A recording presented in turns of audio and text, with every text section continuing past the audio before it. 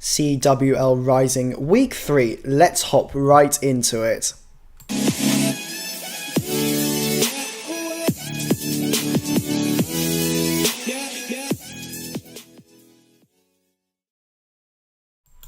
Hey guys, how is it going? Jackadunga here, back again for another Champions War League Rising Conference recap. Gonna be taking you through 10 wars today as per usual. Of course, as always, check out the other half of the matches on They Cummings channel. Link in the description below, as per usual, botching up that line. And we are gonna go straight into the first match. We're gonna go into Aussie Addicts versus Divisonal here. The German clan coming up on top, 85-82 here. Very convincing win for Divisonal. As you can see, picking up two 10v10s. Pretty impressive stuff there. Unfortunately, Aussie Addicts picking up no 10v10s would mean that they would struggle here. Both 9v9 hit rates being pretty secure there, both in the 50s. But it was the dips. You can see Divisonal coming up on top on dips, going perfect to Aussie Addicts, 4 for 6 here, which would mean they would come up on top, despite Aussie Addicts 3 for 5, 10v11 hit ratio. Moving on, we do have Predominance versus Pinus Hangover here, and you can see this was a very close one. 84-84, Predominance still undefeated in the Rising League, coming up on top with a very strong performance here. Would clinch it on percent though, was pretty close in the end. 10v11 stats for both teams quite similar here. Predominance would not pick up the last 11. It would actually come down to an 11v11, which would boost up their percentage quite significantly due to the fact both clans did not pick up any 10v10s and would get the same dip rate. You can see 5 for 5 for Predominance and 5 for 6 for Hangover, and Hangover actually having a very strong 9v9 hit rate, 68%, so very nicely done to them. Just falling short here. Going on to the next match, we do have UKWA versus Michigan Rose here. It would be an 85-84 victory for Michigan Rose, putting out another strong performance here. So to take them to 2 wins, 1 losses here. 10v10s, both clans picking up 10v10s, but it would be Michigan Rose's 2 to UKWA's 1, which would make sure that they did clinch this victory here. 9v9 hit rates, very similar. Michigan Rose just edging out there. Dips exactly the same, as well as their 10v11 performance. As you can see, it was a very, very close one. It was just that 10v10 which would put Michigan Rose in front. So nicely done to them. A very good victory against a very good Spanish clan here in the CWL Rising. Going on to the next match, we have Clash Warriors versus Valor de Reyes here. Valor de Reyes still have no victory here. Clash Warriors going to be picking up a victory on this one.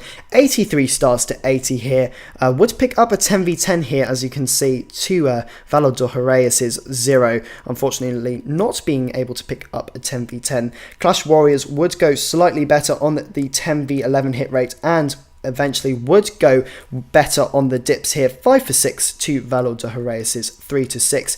But VD would have a strong 9v9 performance, getting a 59% hit rate to Clash Warriors' 42% hit rate. But it would not be enough here. It would come down to the dips. Going on to the next match, we have, always pronouncing this clan name wrong, it's LP3...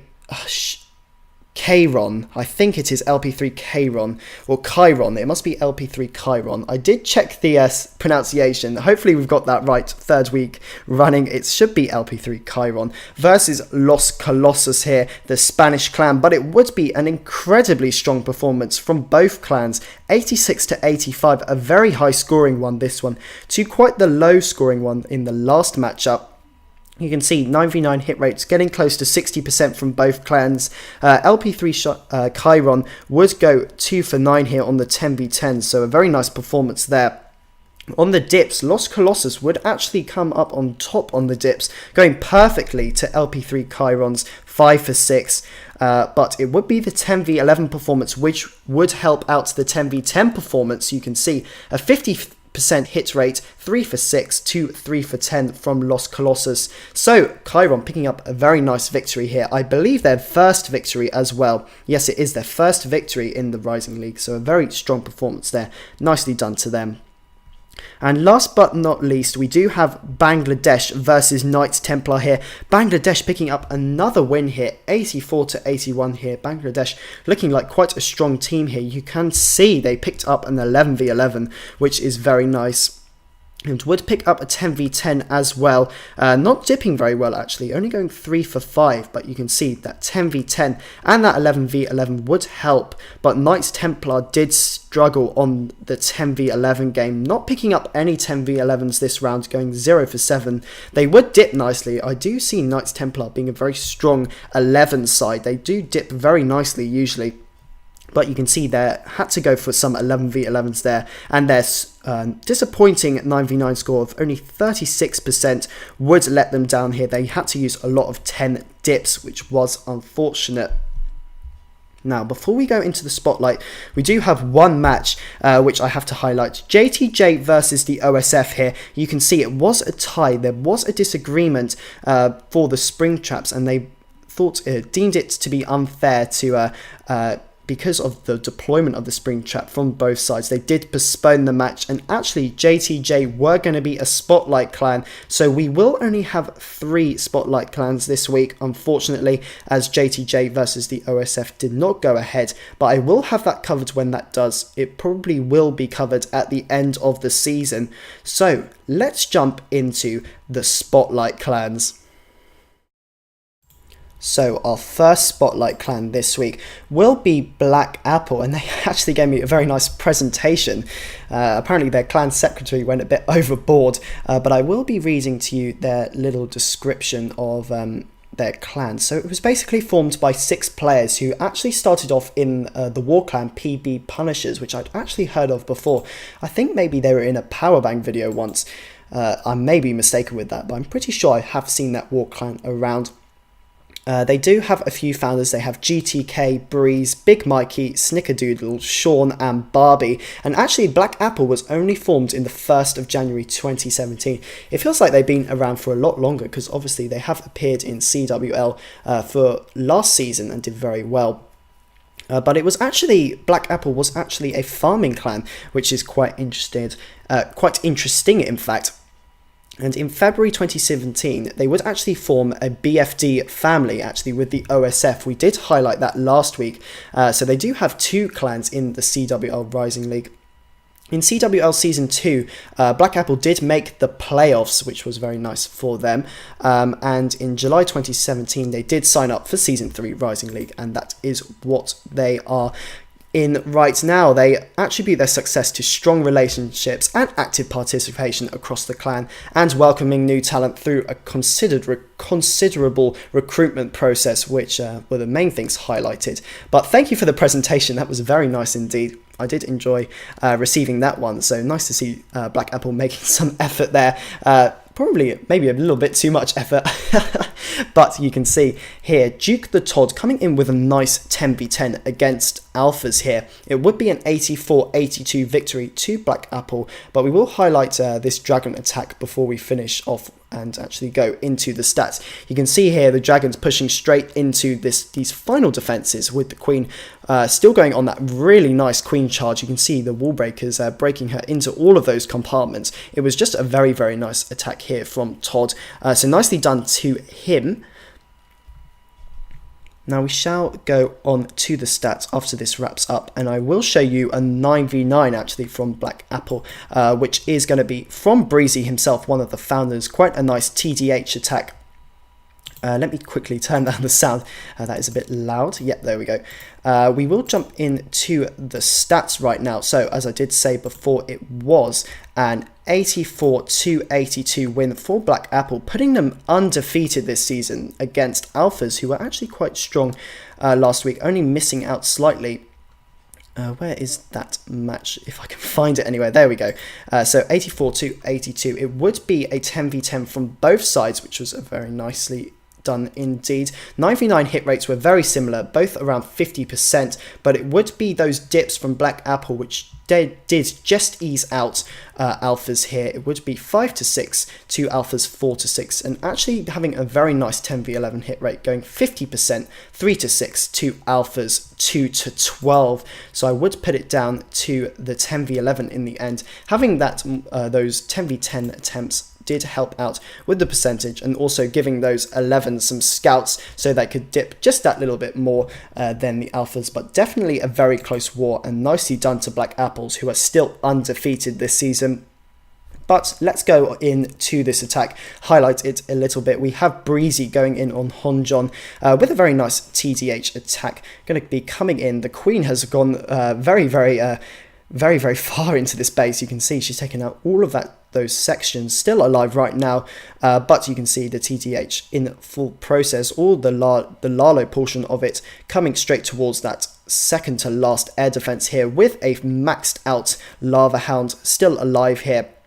Yeah, air defense does pick up a balloon, but those Teslas are going to fall short here. You can see there's too many balloons left up, and they're going to absolutely melt these final defenses. They're heading slowly towards that air defense as the pups do take out a few of the trash buildings, still helping out here with the cleanup. But a very nice clean attack from Breezy here on Honjon, a very nice 9v9 to start us off in the spotlight. And we will highlight the score again, as I did say before, 84 to 82. Alpha's close, but not good enough this week. Black Apple picking up a victory. Nicely done to them.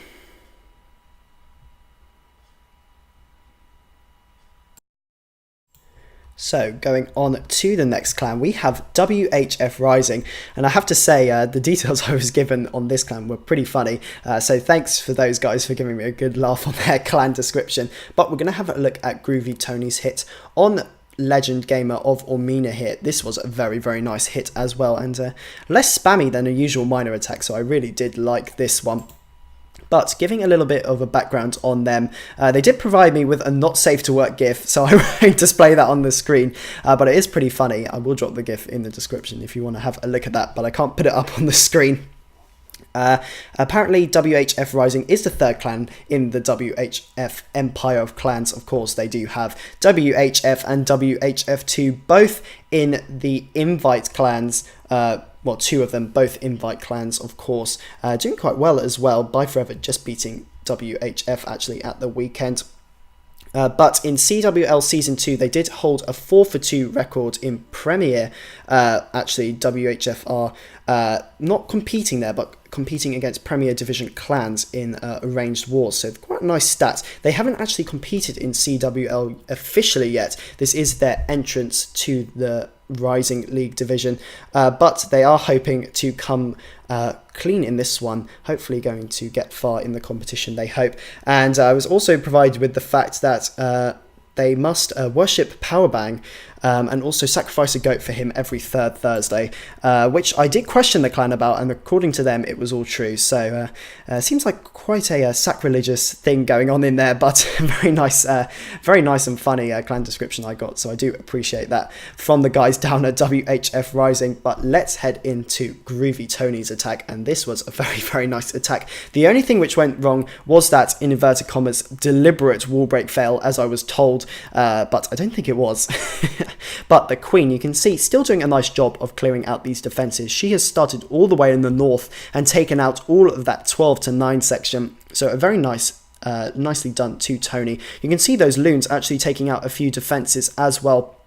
But these miners going straight into this last Inferno compartment with the help of a few loon drops will take it out. And he will have a swagged rage spell on the 10v10, which is quite rare to see. You don't usually see those swagged 10v10 spells. So very nicely done to Groovy Tony, starting us off with the second 10v10. Now we will give a little bit of a description of what happened in this war against Ormino, as Chief Bai goes in with a mass Lalo, but the score would be 84 to 83 to Ormino's favour. Ormino seem to be having a great run since I recapped them in the first week. They seem to be proving to be very strong. They did pick up 2 10v10s, which is very impressive. WHF Rising only picking up 1.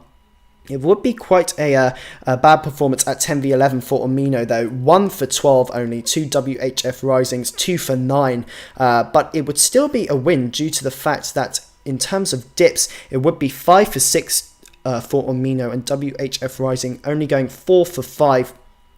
Trying an 11v11 attempt, but would not pull through. So it would be Omino winning here, going 2 for 1, WHF Rising going 1 for 2. So hopefully they can pick that up next week, but Omino looking pretty strong here. As we look at Chief Bai's attack, just the Suicide Hero's gone in so far, but cleared out a nice section of this base for his Lalo, which he is starting at 1 o'clock here, going towards 12 o'clock in an anti-clockwise motion. Going to be dropping those haste to haste the balloons into that Wizard Tower. Lucky Red Air Bomb going to take out all those pups there, which is pretty disappointing, but he's still going to wreck this base. You can see he did get that early CC lure, so there is going to be a nice bit of pathing for his loons to go straight towards this last air defense in the corner. Still has 3 haste, 2 skeleton spells, and a rage, so he has plenty of spells. He's going to rage those skeletons on the queen, so the queen does go down. But there's so many loons left up on the board, you can see. Probably about 20 loons still left up, going to be taking out these final defenses. Only 2 archer towers and a wizard tower left to go. So Chief Bai going to pretty convincingly pick up the triple on Moonge here. He's going to swag 2 spells in the process. Going to sort of do a little runway for his loons at the end with 2 of those hastes, and then poison the clan castle. So a nice bit of swag from Chief Bai. Nicely done to WHF Rising.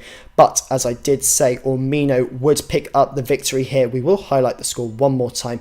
84 to 83 in Omino's favour. Very nicely done to them, and hopefully Rising can pick it up next week.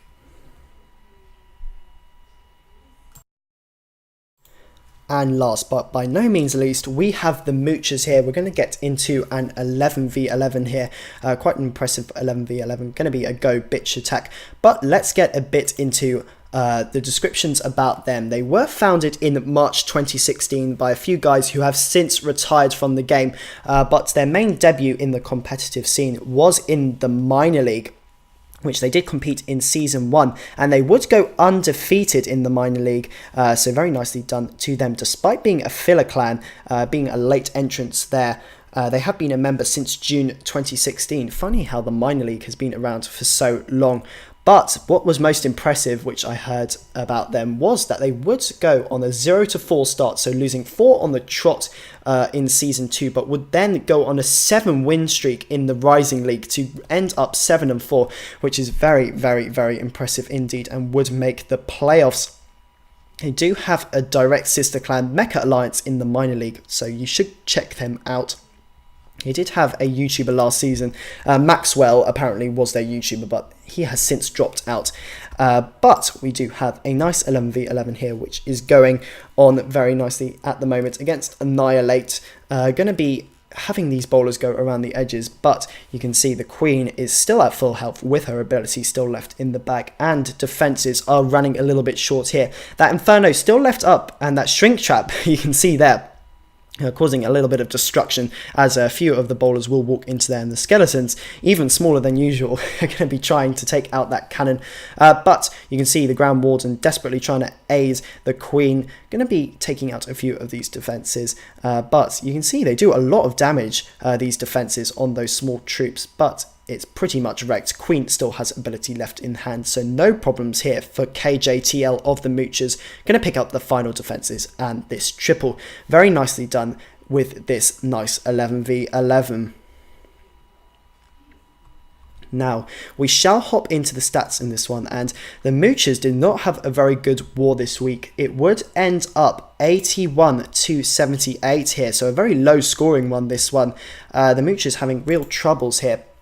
It would be down to the Shrink Trap. The Shrink Trap caused a lot of hell for a lot of clans actually, but particularly in this one, the Moochers did struggle here. They did lose by a total of 6 stars. Where is that match though? I'm trying to find it now on the war match schedule, but it has completely disappeared me. But I will say that the Moochers did try go for a lot of 11v11s, as they did not have a lot of success at 9v9s, only picking up 7 9v9s. They did have to dip a lot of 10v9s, but Annihilate were pretty strong here, as I do find the stats here. they would go 5 for 7 on the dips. This was a heavier breakdown, so not as low scoring as one would first think, but it was the 10v11 game which would struggle. The Moochers actually going for 11v11s instead of 10v11s, which is the first time this strat has been properly used.